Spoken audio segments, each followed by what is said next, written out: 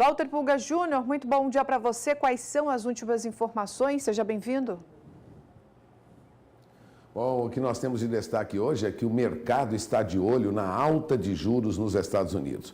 Vale lembrar, quando há uma alta na taxa básica de juros nos Estados Unidos, Juliana, o que ocorre é uma fuga de dólares de diferentes países do mundo rumo ao mercado americano, atrás, lógico, de uma remuneração melhor e uma remuneração mais segura. Bom, os mercados financeiros têm foco hoje, quarta-feira, em indícios sobre se a aceleração no crescimento econômico lá dos Estados Unidos levará o Federal Reserve, o Banco Central Americano, a aumentar o ritmo do aperto monetário lá, uma vez que é dado como certo que já vai realmente elevar a taxa básica de juros. Bom, a reunião de 2 dias que termina lá nesta quarta-feira pode marcar o final formal daquela fase expansionista, né, dos juros que o Fed, o Federal Reserve, tem usado para sustentar a economia dos Estados Unidos desde o início da recessão, agora em 2007, 2009. Bom, o atual comunicado de política monetária do Federal Reserve, do Banco Central dos Estados Unidos, tem incluído essa descrição assim, da política monetária frouxa como um elemento básico nos últimos anos. Ou seja, há uma perspectiva de mudança nessa política monetária mais frouxa, embora as autoridades tenham também relatado que como ultrapassada já. Ela estaria ultrapassada, essas medidas nos Estados Unidos, e provavelmente deveriam ser removidas em breve, ou num futuro próximo. O mercado está de olho nisso porque qualquer elevação, na taxa de juros e qualquer mudança na política americana altera o mercado mundial. E é para isso que o mercado está atento hoje. Se a economia americana sofre alguma alteração, os outros países vão junto. A probabilidade do Federal Reserve, Banco Central dos Estados Unidos, elevar sua taxa de juros em 0,25 ponto percentual nesta quarta-feira, no que será o terceiro aumento na taxa de juros deste ano, é de quase 95%, tendo como referência os contratos de juros futuros negociados lá na Bolsa de Chicago, na Chicago, no CME Group, já é possível divisar que nós teremos mesmo uma alta na taxa de juros lá.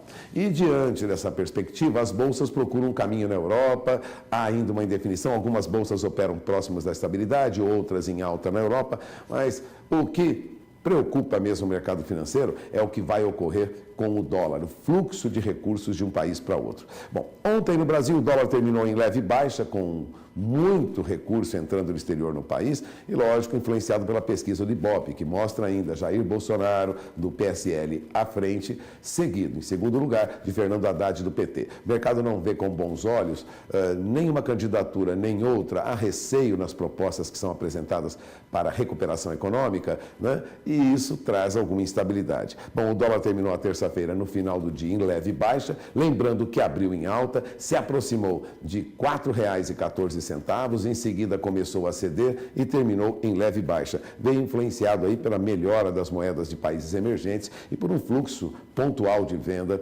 de dólares aqui no Brasil, de entrada de dólares no Brasil, que fez com que o dólar se aproximasse até da faixa de 4,15, segundo alguns levantamentos feitos por agências de notícias. Bom, no cenário externo, depois de começar o dia em alta, a maioria das moedas emergentes tiveram uma recuperação frente ao dólar. O dólar perdeu força, passou a cair frente a diferentes moedas, não foi também diferente com o real. O peso chileno e o rand sul-africano valorizaram frente ao dólar, não foi diferente com o real. Por isso, nós tivemos um movimento de alta aqui para o real, uma queda para o dólar. Agora, o peso argentino caiu frente ao dólar. Lógico, na Argentina há uma crise, houve uma demissão, um pedido de demissão do presidente do Banco Central, ele renunciou ao cargo, o Banco Central argentino, ele será substituído pelo secretário de Política Econômica, o Guido Sandler. Bom, a situação na Argentina é preocupante. Enquanto lá fora há essa movimentação toda e entrada de dólares aqui, o Banco Central ofertava mais quase 11 mil contratos de swap cambial ontem. O que significa? O Banco Central lançou dólares no mercado.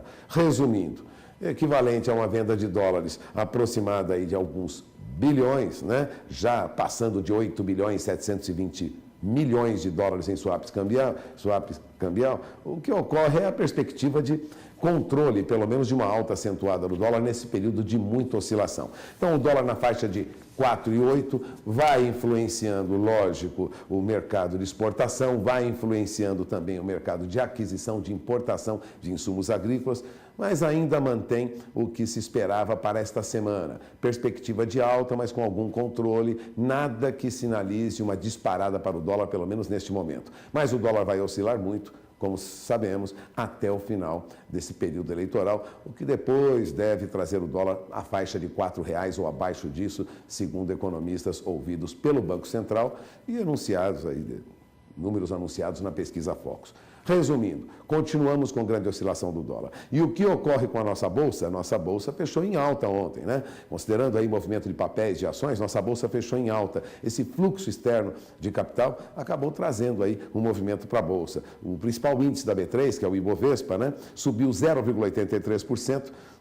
Manteve aí os 78.600 pontos no fechamento. O volume financeiro do pregão subiu também, cerca de 10 bilhões de reais. Melhor do que a média do último mês, quando nós tínhamos 9 bilhões e 280 milhões. Então, o fluxo de recursos movimentados na Bolsa, com papéis, com ações, melhorou. Dados da B3 mostram que apenas em uma semana houve entrada líquida de mais de 2 bilhões de reais de capital externo na Bovespa. Os estrangeiros, portanto, vêm para o Brasil, apesar dessa indefinição na política. Portanto, a perspectiva é de manutenção do dólar a, no máximo, a faixa de 4,15 para hoje. Não há grandes alterações, no máximo a 4,15, oscilando em R$ 4,08, com perspectiva de ficar nessa faixa. E o nosso índice Bovespa, mantendo essa pontuação na faixa dos 78 mil pontos, se recuar, recua muito para 77 mil pontos. É esperar para conferir, Juliana. É com você. Tá certo, então. Obrigada, viu, Walter, pelas suas informações. Um bom dia de trabalho a todos aí da Bolsa Brasileira de Mercadorias.